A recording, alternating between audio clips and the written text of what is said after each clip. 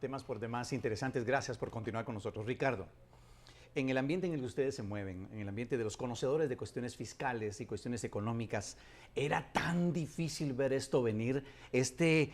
Pues, problema tan grande que hasta el papel higiénico está siendo dejado de llevar al lugar donde sirve. Bueno, en el ICEFIN realmente fíjense que nos cansamos en enero y febrero de este año de decirlo, de advertirlo, pero lamentablemente lo que vimos es que ellos sabían la crisis. Ellos, al tener el presupuesto 2013 en 2014, sabían que ahí habían recursos que estaban supuestamente asignados a gasto y que no estaban los préstamos. Y fíjense que empezaron a hacer las cosas al revés. En vez de acercarse al Congreso y gestionar este endeudamiento adicional que se necesitaba, lo que hicieron fue casi que abofetear al Congreso porque colocaron bonos sin autorización del Congreso de la República, sin autorización legislativa. Eso es una ilegalidad. Luego, resulta que en vez de contener la cosa y sabiendo que muy probablemente no iban a alcanzar la meta de ingresos tributarios, ¿saben qué? En febrero deciden ampliar el presupuesto financiado con más impuestos. Eso era totalmente antitécnico. ¿Y por qué se amplió el presupuesto? Porque el año pasado se negoció el Pacto Colectivo de Condiciones de Trabajo con el Magisterio Nacional. A ver, nadie está en contra que alguien mejore sus condiciones salariales, pero tiene que ser con base a la disponibilidad. Ese pacto colectivo se negoció sin estar presente el Ministerio de Finanzas Públicas. ¿Cómo se comprometió el gobierno? Políticas. Exactamente, entonces ahí viene el tema de la politización. Si esto lo hubiesen tratado de resolver, dado que lo sabían, en febrero no tendríamos la crisis que tienen ahora. Y ahora que lo están tratando de hacer, tenemos el año electoral encima. Y hay letras de tesorería que son una propuesta que tampoco agrada porque igual hay que pagarlas. Tienen que pagarlas a más tardar el 31 de diciembre. El problema con los bonos, porque el ministro de Finanzas tiene un arsenal de argumentos técnicos, muchos de ellos válidos. El problema es que por un tema legal es posible que estos bonos puedan usarlos también en 2015. Y ya ahí entran las preocupaciones y la desconfianza de que esto es financiamiento de la campaña oficialista. Claro, y hay un temor. Hay más repercusiones de esto. En condiciones precarias se encuentra el centro de salud en la colonia 1 de Julio en Misco. Esto lo constatamos en un recorrido al que se enfrentan los pacientes cuando son atendidos. Se lo contamos en la siguiente nota. Esta es la clínica periférica, ubicada en la colonia 1 de Julio. Forma parte del servicio de salud del área noroccidente. En una visita se constató las condiciones en las que se brinda atención médica a hombres y mujeres de todas las edades. El área de maternidad atraviesa problemas en su infraestructura. Las paredes de los cuartos de encamamiento tienen humedad, afectando a las mujeres que han dado a luz. Además, en la misma área no tienen vacunas BCG, rotavirus, neumococo, DPT y SPR, que son para los recién nacidos. Solo hoy habían 10 bebés. Donde se mira unas como esporas blancas, ¿verdad? Unas cositas así como que son esporas, y eso causa mucho riesgo de alguna infección respiratoria en las mamás o en los bebés.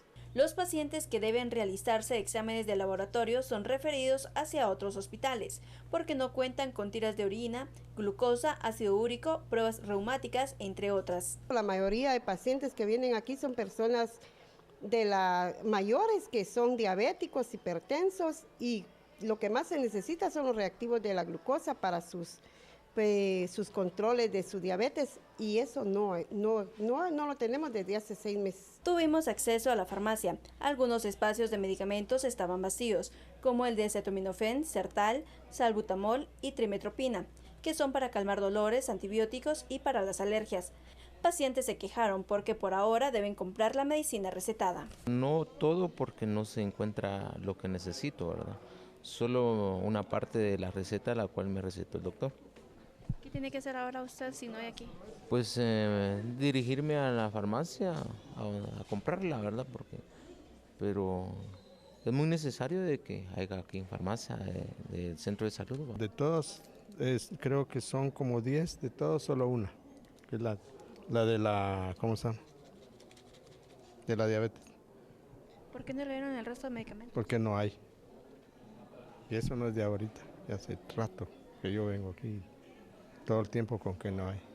Este es un ejemplo de cómo se encuentra la atención médica gratuita en Guatemala, en donde los más perjudicados por falta de insumos y medicamentos son los guatemaltecos que se arriesgan a contraer otras enfermedades por el mal estado de los centros y donde deben conseguir sus propios medicamentos para mejorar su salud. Por una Guatemala en paz, Dulce Rivera y Noé Medina. Y a partir de mañana, los trabajadores del área de salud de Jutiapa paralizarán labores. La decisión la tomaron en asamblea realizada hoy debido a que no se le ha pagado a varios empleados del Hospital Nacional de ese departamento. Salubristas en el departamento de Jutiapa iniciaron la colocación de moñas negras en los servicios de salud en señal de duelo porque no les pagan desde hace 4 meses y mañana paralizarán las consultas externas en los 17 municipios. El día de mañana, 6 de noviembre, nosotros iniciamos ya con lo que es los cierres de las consultas externas, ¿verdad?, en los centros y puestos de salud para poder presionar, ya que compañeros que no han estado recibiendo salario ya no tienen, la solvencia para poder ir a trabajar. Hay compañeros que se desplazan hasta 20, 25 kilómetros gastando 40, 50 quetzales diarios. Y yo creo que es justo, ¿verdad?, que se les pague. En el Hospital Nacional de Jutiapa también están desmotivados y a partir del viernes suspenderán la consulta externa y suspenderán las operaciones selectivas, exigiendo al Ministerio de Finanzas que asigne la cuota de pago de salarios al Ministerio de Salud. Nosotros como hospital empezamos el día viernes con asambleas permanentes con todo el personal administrativo, operativo, enfermería, todo el personal del hospital, hasta que el señor ministro nos cumpla en primer lugar con el pago de salarios atrasados de todo el personal por contrato. Tienen familias que mantener, ya no se puede, y tanta deuda, cuando vengan a pagar ya todo se ha debido. Por una Guatemala en paz, desde Jutiapa para Noticiero Guatevisión, Darwin Pérez.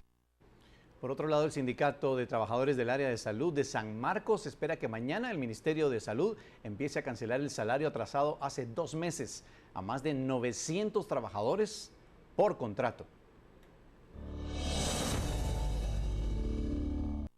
Hasta el momento continúan sin recibir sueldo por 2 meses de atraso todos los empleados por contrato del área de salud de San Marcos. Mañana se espera que el Ministerio de Salud atienda las peticiones. Hay trabajadores que les deben desde el mes de julio, agosto, septiembre, octubre, y el ministerio solo da la instrucción, da la orden de que se les pague el mes de octubre.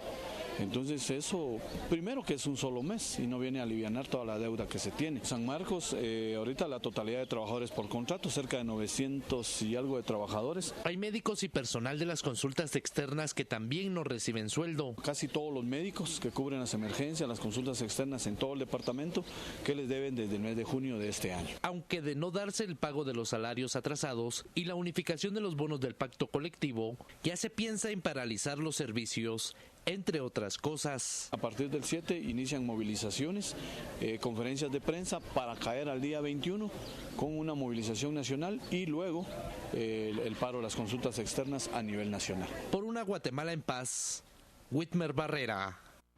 Bueno, y vamos a continuar conversando de el porqué de esta situación. De alguna manera ya nos ha explicado las situaciones que causaron esta crisis, que si bien es artificial porque no responde a las condiciones de mercado mundial, es muy real para muchos guatemaltecos que no tienen salud, que no tienen tantas cosas que son necesarias, que son un derecho.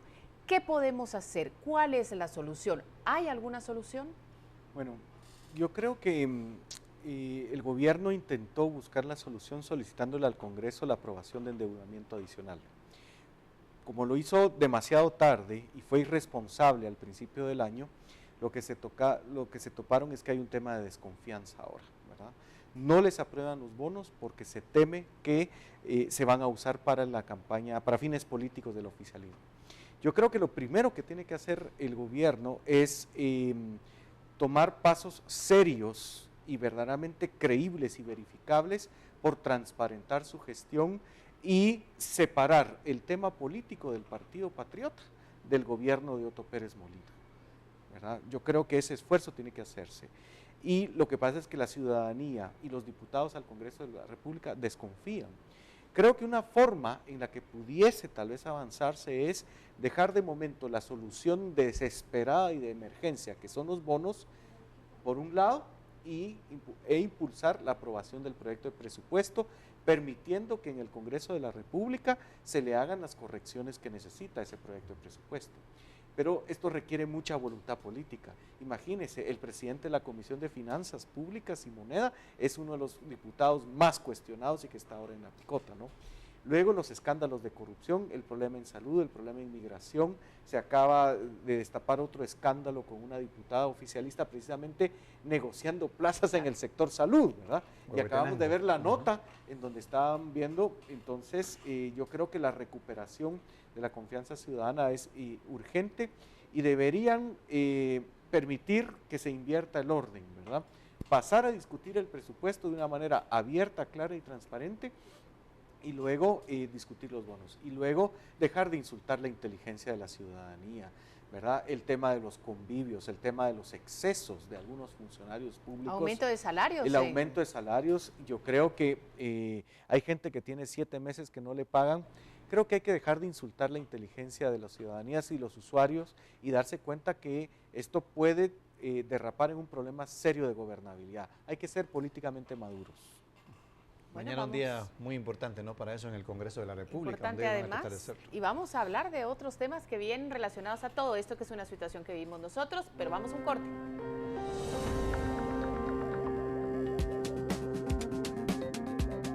El excontralor Carlos Mencos insiste en su reelección y comparece ante comisión postuladora.